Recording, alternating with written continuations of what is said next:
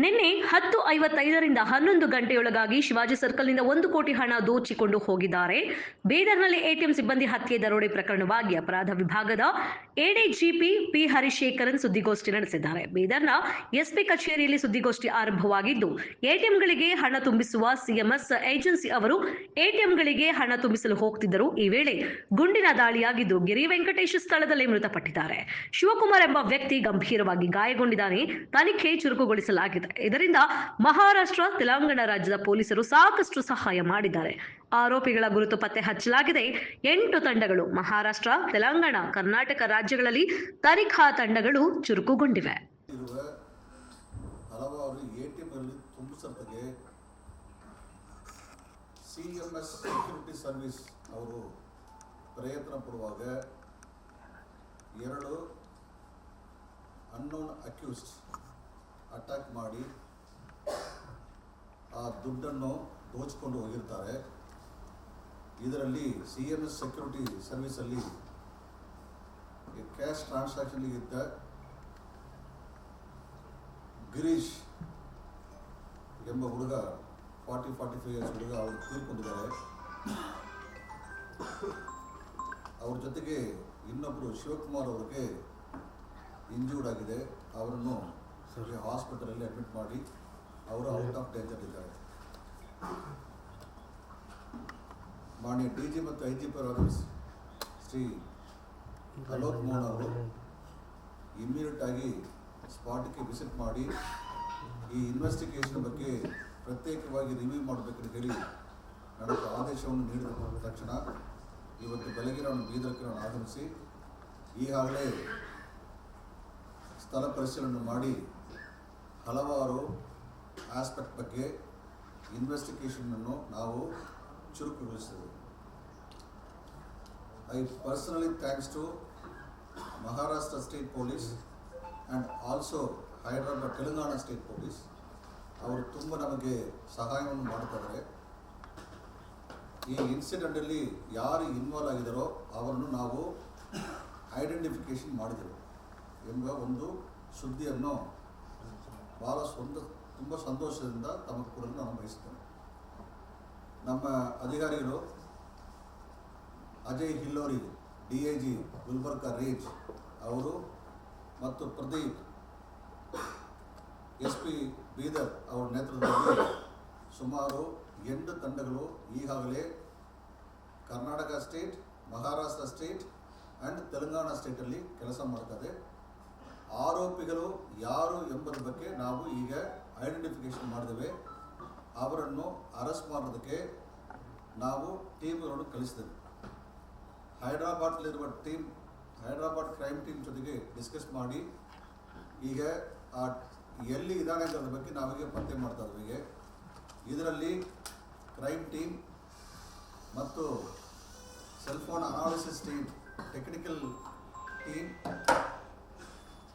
ಎಲ್ಲ ಸೇರಿ ಈಗ ನಾವು ಕೆಲಸ ಮಾಡ್ತಾ ಇದ್ದೇವೆ.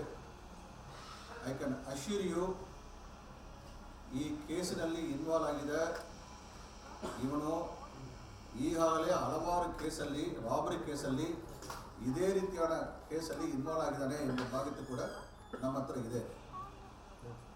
ನಮ್ಮ ಅಧಿಕಾರಿಗಳಿಗೆ ಪ್ರಯತ್ನ ಪಡ್ತಾ ಇದ್ದರಿಗೆ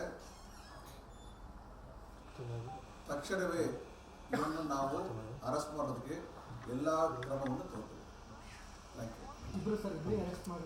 ಇಬ್ಬರು ಈ ಆರೋಪದಲ್ಲಿ ಈಗ ನಮಗೆ ಬಂದ ಇನ್ವೆಸ್ಟಿಗೇಷನ್ ಪ್ರಕಾರ ಇಬ್ಬರು ಇನ್ವಾಲ್ವ್ ಆಗಿದ್ದಾರೆ. ಹೈದರಾಬಾದಲ್ಲಿ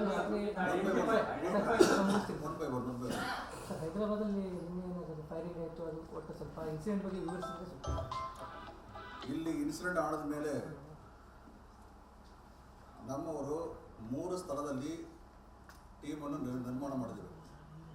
ಒಂದು ಬೀದರ್ ಜಿಲ್ಲಾ, ಇನ್ನೊಂದು ಗುಲ್ಬರ್ಗಾ ಜಿಲ್ಲಾ, ಇನ್ನೊಂದು ಹೈದರಾಬಾದ್ ಜಿಲ್ಲಾ, ಹೈದರಾಬಾದ್ ಟೌನ್.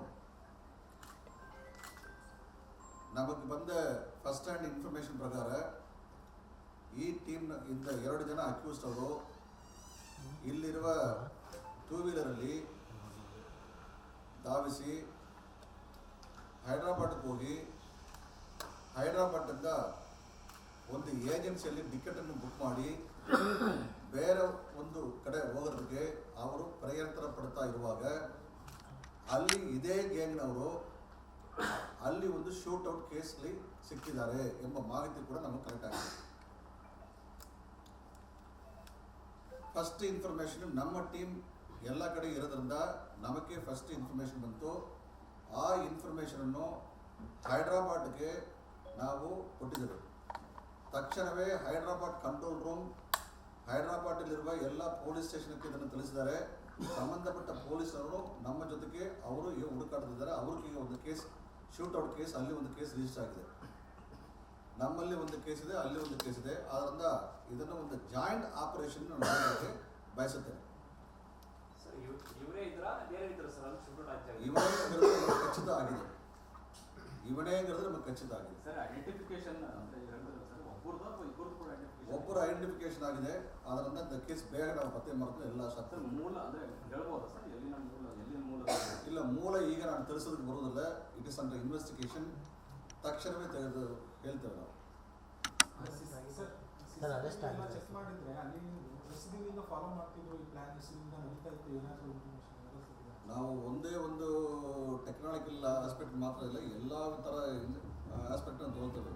ಅದು CCTV ಫೋಟೇಜ್ ಇರ್ಬೋದು, ಅಥವಾ ಸೆಲ್ ಫೋನ್ ಟವರ್ ಡಂಪ್ ಇರ್ಬೋದು, ಅಥವಾ ಮೊಬೈಲ್ ಟೆಕ್ನಾಲಜಿ ಇರ್ಬೋದು. ಇದು ಎಲ್ಲರೂ ಕೂಡ ರೆಡಿ ಮಾಡ್ತೇವೆ. ಹಲವಾರು ಕ್ರೈಮ್ ಟೀಮನ್ನು ನಾವು ಯೋಚನೆ ಅವರು ಸಹಾಯ ನಾವು ತೊಗೊಂಡಿದ್ದೇವೆ.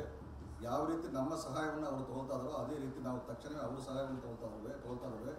ಆದ್ದರಿಂದ ಭಾಳ ಸರಿಯಾಗಿ ನಾವು ಖಚಿತಪಡಿಸಿಕೊಳ್ತೇವೆ. ಯಾರಿಗರದ ಬಗ್ಗೆ ನಮಗೆ ಮಾಹಿತಿ ಸ್ಪಷ್ಟವಾಗಿದೆ. ಆದ್ದರಿಂದ ಅವನ ಅರೆಸ್ಟ್ ಮಾಡಬೇಕಿರೋ ಒಂದು ಕಾರ್ಯದಲ್ಲಿ ನಾವಿದ್ದೀವಿ. ಪ್ರಾಥಮಿಕ ತನಿಖೆ ಬ್ಯಾಂಕದ್ದು ನಿನ್ನೆ ಭದ್ರತಾ ಸಿಬ್ಬಂದಿ ಈ ತನಿಖೆ ಏನು ಹೇಳ್ತಾರೆ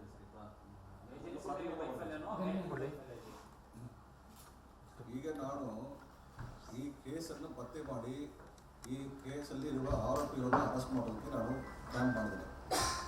ಅದರಲ್ಲಿ ನನ್ನ 360 ಆಲೋಚನೆ ಅದರಲ್ಲಿದೆ. ಉಳಿದದ್ದು ಪೂರ್ತಿ ಇನ್ನು 102 ಡೇಸಲ್ಲಿ ಏನು ಸಂಬಂಧಪಟ್ಟ ಬಗ್ಗೆ ಬ್ಯಾಂಕ್ಗಳಿಗೆ ಏನು ನಾವು ಕೊಡಬೇಕು, ಬ್ಯಾಂಕಲ್ಲಿ ಏನು ನಾವು ಮ್ಯಾನೇಜರ್ಗೆ ನಾವು ಏನು ಸಲಹೆ ಸೂಚನೆ ಕೊಡಬೇಕು ಅದ್ರ ಬಗ್ಗೆ ಎಲ್ಲ ನಾನು ಈಗಾಗಲೇ DIG ಅವರಿಗೆ ನಾನು ಡಿಸ್ಕಸ್ ಮಾಡಿದ್ದೇನೆ. ಸೊ ಮುಂದೆ ಅವರು ಸಂಬಂಧಪಟ್ಟ ಬ್ಯಾಂಕ್ನವ್ರಿಗೆಲ್ಲ ನಮ್ಮ ಪೊಲೀಸ್ ಕಡೆಯಿಂದ ಏನು ಅವ್ರಿಗೆ ಸೂಚನೆ ಕೊಡಬೇಕು ಅದನ್ನು ಕೊಡಬೇಕು.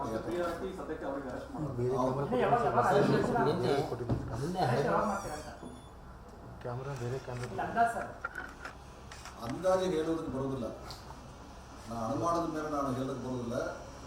I am in action, any moment ಅದು ಎನಿ ಕ್ಷಣ. I ask the SP will take care of the entire aspect of investigation. ನಮ್ಮ ಪ್ರಕಾರ 87 ಲಕ್ಷ ರೂಪಾಯಿ ಕಲೆಕ್ಟ್ ಮಾಡಿದ್ದಾರೆ. ಅದರಲ್ಲಿ 4 ಲಕ್ಷ ರೂಪಾಯಿ ಕೆಳಗೆ ಬಿತ್ತದೆ. ಹಾಗೆ ಅಲ್ಲಿ ಇರುವ ನಮ್ಮ ರೆಸ್ಪೆಕ್ಟಬಲ್ ಸಿಟಿಸನ್ ಒಬ್ಬರು ಅದನ್ನು ತೊಗೊಂಡು ನಮಗೆ ಹ್ಯಾಂಡ್ ಓವರ್ ಮಾಡಿದ್ದಾರೆ. 83 ಲಕ್ಷ ರೂಪಾಯಿ ಈಗ ಕಾಣೆಯಾಗಿದೆ. ರಾಬರಿ ಮಾಡಿಕೊಂಡು ಹೋಗಿದ್ದಾರೆ. ಫಸ್ಟ್ ಹ್ಯಾಂಡ್ ಇನ್ಫಾರ್ಮೇಶನ್ ನಮ್ಮಲ್ಲಿದೆ.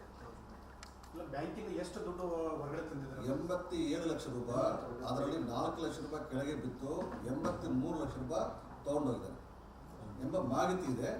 ಅದು ನಾವು ಇನ್ವೆಸ್ಟಿಗೇಷನ್ ಮಾಡುವಾಗ ಅವ್ರ ಬ್ಯಾಂಕ್ನವರು ನಮ್ಗೆ ಕರೆಕ್ಟ್ ಆಗಬೇಕು.